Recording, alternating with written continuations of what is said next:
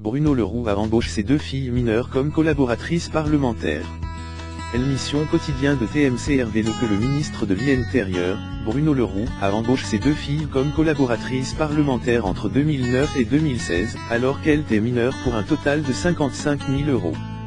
Jamais les assistants parlementaires n'auront bénéficié d'une telle publicité.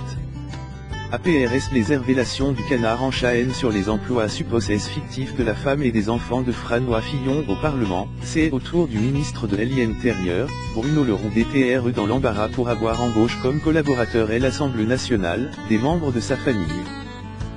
Mission quotidien de TMC. Hervé Le ce lundi que l'ancien président du groupe socialiste à l'Assemblée emploie ses 2 filles comme collaboratrices parlementaires. Est-elle d'importance, ces contrats ont début alors que l'une des enfants du député n'avait que 15 ans et l'autre TGE de 16 ans.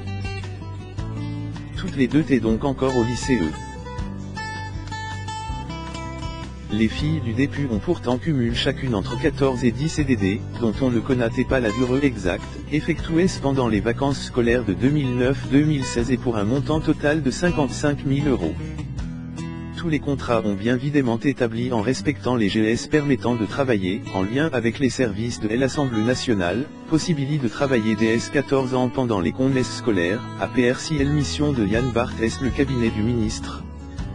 Le cabinet de Bruno Leroux justifie ces contrats. Selon Quotidien, un des contrats de la fille du ministre de l'Intérieur juxtapose une période de stage chez Yves Rocher-Tournai, en Belgique.